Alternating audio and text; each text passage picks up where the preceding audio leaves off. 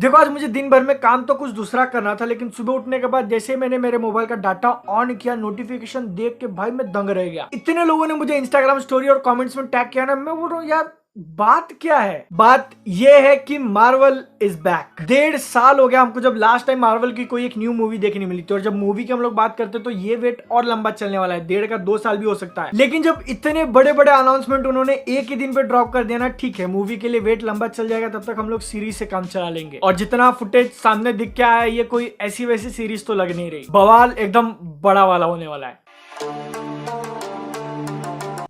तो आज के दिन हमको जो 4 मेन बड़े वाले शोज के फुटेज दिखाए ना, उसमें से सबसे पहले बात करते हैं उस सीरीज की जो सबसे पहले रिलीज होने वाली है, वांडाविजन। इस शो का जो ट्रेलर हमको कुछ महीनों पहले देखने मिला था ना, उसको लेके मेजोरिटी लोगों के रिएक्शन ऐसे थे कि भाई क्या चीज है ये, क्या बना दिया। और आज के दिन जो हमको नया फुटेज देखने मिला ना, उससे एक और चीज कंफर्म हो जाती है कि जो भी सारी थेरीज थी वांडाविजन शो को लेके कि इसके कुछ इवेंट जो है वो वांडा के सिर्फ माइंड में होंगे। मतलब इन्फिनिटी वॉर में विजन चचा को खोने के बाद जो अपनी वांडा चाची है वो सठिया जाएंगे, और उसके बाद विजन चाचा चाची के सपने में आएंगे, जिसमें वो दोनों मिलकर एक हैप्पी फैमिली चालू करने वाले हैं। लेकिन क्योंकि स्कारलेट विच एक सुपर हीरो है, तो उनके सपने सिर्फ सपने कैसे रहेंगे, और जो कुछ भी उन्होंने विजन को लेके इमेजिन किया था ना, वो रियल वर्ल्ड को अफेक्ट करने लगेगा, और धीरे धीरे ये बाकी लोगों के लिए भी एक बड़ा प्रॉब्लम बनते जाएगा, वांडा का सठिया जाना। और इस शो का इंपॉर्टेंस इसलिए बढ़ जाता है क्योंकि हमको जो कुछ भी इवेंट्स इसके अंदर देखने मिलेंगे, वांडा जो भी सठियाने वाली है, उसके दिमाग पे जो कुछ भी असर होने वाला है, वो इफेक्ट हमको देखने मिलेगा डॉक्टर स्ट्रेंज की मूवी मल्टीवर्स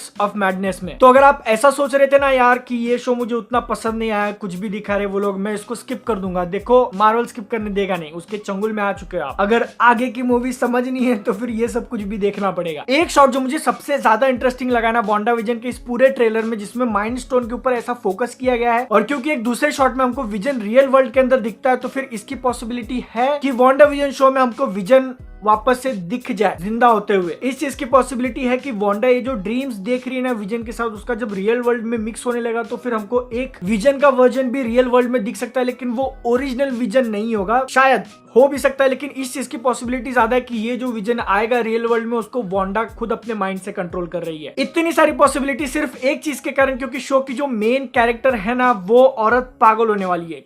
क्यों? क्योंकि उसको उसका ट्रू लव नहीं मिला। जितनी भी सारी थ्योरीज है ना, वो हमको 15 जनवरी को क्लियर हो जाएंगी, जब वांडा लाइट गई, ये लाइटिंग में मैनेज करना पड़ेगा आपको। जितनी भी सारी थ्योरीज है वो हमको 15 जनवरी को क्लियर हो जाएंगी, जब वांडा विजन रिलीज होगी डिज्नी प्लस पे। लेकिन उसके बाद जो हमको नेक्स्ट शो देखने मिलने वाला है, उसका नाम है the falcon and the winter soldier. इतने सारे द लगा दिए जैसे फ्री में बट रहा हो। और जहां तक मुझे याद है, the falcon and the winter soldier show में से ही हमको इतना ज्यादा फुटेज पहली बार देखने मिला है, जिसको देखने के बाद अंदाजा तो ये आ रहा है कि भाई बवाल होने वाला है इसके अंदर। लेकिन उसी के साथ साथ ये शो बहुत इंपॉर्टेंट भी होगा, क्योंकि इसके अंदर हमको नया कैप्टन अमेरिका देखने मिलेगा। मतलब not like actual captain America, इसके अंदर फैल्कन जो है वो सीधा कैप्टन अमेरिका नहीं बनने वाला। आप जरा डायलॉग्स पे फोकस करो। ट्रेलर के अंदर जो हमको डायलॉग्स दिखा है ना, उनको ध्यान से सुनने के बाद एक चीज क्लियर हो जाती है कि इस सीरीज के अंदर वो लोग फोकस करेंगे फैल्कन को एक सिंबॉलिक कैप्टन अमेरिका बनाने में। मतलब कि लोगों के सामने एक सिंबल खड़ा करना है फ्रीडम ऑफ प्रोटेक्शन का, कि हाँ ये इंसान है तो ये हमको बचा लेगा। क्योंकि आयरन मैन गया, कैप्टन अमेरिका गया, हल्क के भरोसे वो लोग रहेंगे तो फिर स्मैश ही करेगा वो। लेकिन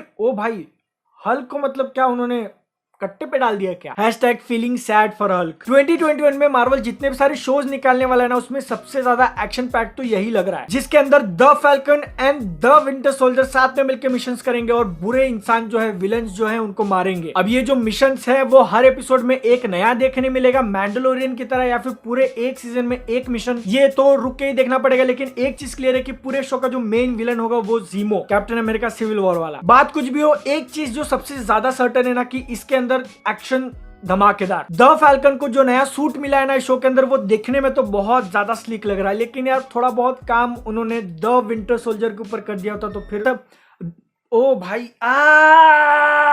अचानक से लाइट आ गई, मैं अंधा हो गया हूं ऐसा लग रहा है। भले ही दोनों की कॉस्ट्यूम में जमीन आसमान का फर्क है, लेकिन एक चीज की ऑलमोस्ट गारंटी है एकदम 100% की, इन दोनों के बीच की जो केमिस्ट्री होने वाली है ना, वो लाजवाब होगी। ट्रेलर के एंड में तो हमको ऐसा बोला है कि मार्च 2021 में रिलीज होगा, लेकिन क्योंकि आप मेरी वीडियोस देखते हो तो फिर एक छोटा सा ऐसे इनसाइडर इंफॉर्मेशन दे देता हूँ कि इसकी रिलीज डेट मुझे पता है 19 मार्च। बताओ कैसे?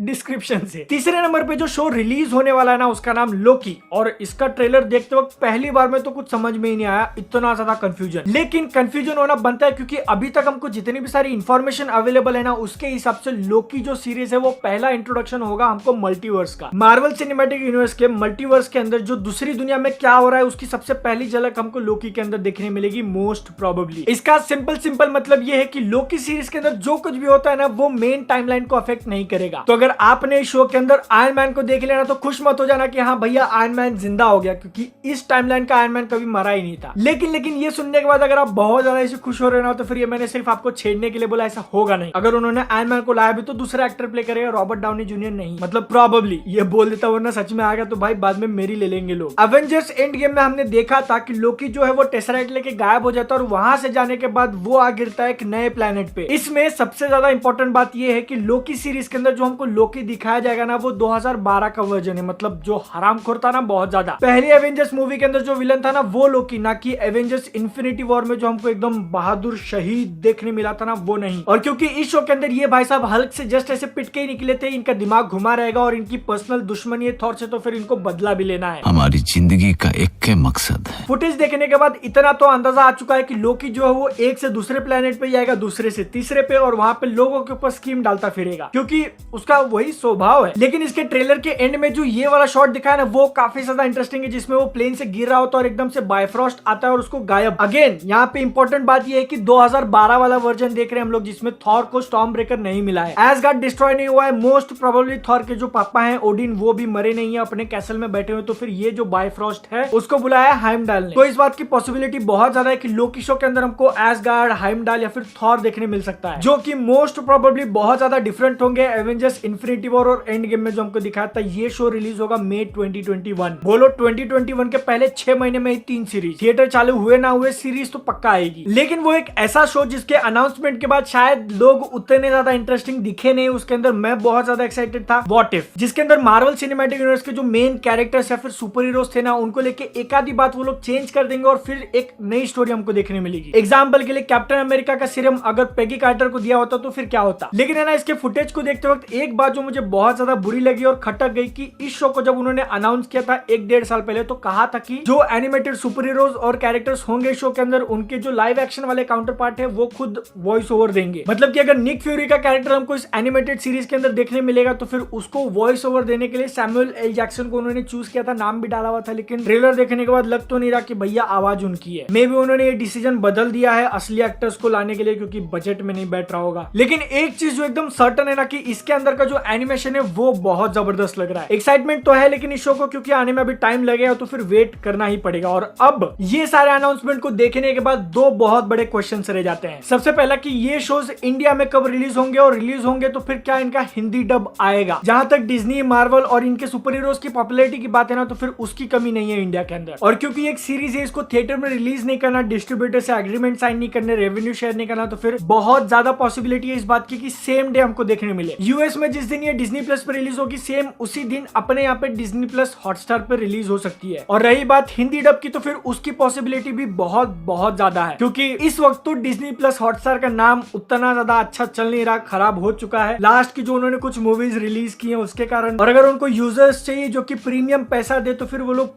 पूरी कोशिश करेंगे इसका Hindi dub same day available कराने की। लेकिन क्या आप रेडी हो 1500 रुपए देने के लिए, क्योंकि इनका प्रीमियम वाला सब्सक्रिप्शन लेना पड़ेगा। दूसरा क्वेश्चन जो कि सबसे ज्यादा इंपॉर्टेंट है और मतलब बहुत लोगों का दिमाग खराब कर सकता है, कि जो एपिसोड्स आएंगे वो एक साथ आएंगे या हफ्ते में एक। अगर आपको नहीं पता कि मैं क्या बात कर रहा हूं, तो हाँ, मुझे पर्सनली इस बात की पॉसिबिलिटी बहुत ज्यादा लग रही है कि जो भी एपिसोड्स आएंगे, जितने भी सारी ये शोज है ना, हफ्ते में एक ही आएंगे। क्योंकि ये वाला मॉडल हफ्ते में एक एपिसोड रिलीज करने का, ये डिज्नी वालों ने पहले टेस्ट कर लिया है द मैंडलोरियन इस वेब सीरीज के साथ, और उसके रिजल्ट जो है उनको बहुत जबरदस्त मिले हैं। हफ्ते में एक एपिसोड आने के बाद फैंस उसके बारे में बात करेंगे कि हाँ यार, इस शो के अंदर ऐसा हुआ, इस एपिसोड के अंदर ऐसा हुआ। और अगर मान लो 8 एपिसोड है तो फिर 2 महीने तक चलेगा वो, मतलब 2 महीने का बज़। तो अगर ऐसे केस में वो लोग जिनको पहले से पता नहीं था या फिर एक्साइटेड नहीं थे, तो फिर ये कॉन्वर्सेशन हफ्ते भर हफ्ते चलेगा। उसकी वजह से वो भी बोलेंगे कि हाँ, हमको भी देखना है, सब्सक्रिप्शन ले लेते हैं। तो मैं अपने हिसाब से, मेरा पर्सनली ऐसा मानना है कि 80% चांस है हमको हफ्ते में एक ही एपिसोड देखने मिलेगा इसका, जो कि मुझे उतना ज्यादा पसंद नहीं, एक साथ ही देखना है। लेकिन ये सबके कारण एक चीज जो बहुत अच्छी होने वाली है ना, कि अब तक मार्वल सिनेमैटिक यूनिवर्स के अंदर वो कैरेक्टर्स जिनको अभी तक मेन रोल नहीं मिला था, अच्छे कैरेक्टर्स थे, लेकिन क्योंकि जो बड़े बड़े मेन सुपर हीरोज है उनके पीछे उनको रहना पड़ता था, तो फिर लाइमलाइट मिला नहीं था। ये शोज अगर बढ़िया निकले तो फिर भाई उनका भी नाम बहुत ज्यादा हो जाएगा। होप करते हैं कि वो लोग अच्छा बनाए। जितनी भी सारी सीरीज के ट्रेलर आए उसमें से आपको कौन सा सबसे ज्यादा पसंद आया वो नीचे कमेंट सेक्शन में बता देना। अच्छे वाले मूवी और सीरीज का रिकमेंडेशन इंस्टाग्राम पे मिलेगा आपको। मिलता हूँ नेक्स्ट वीडियो में। जय हिंद, वंदे मातरम।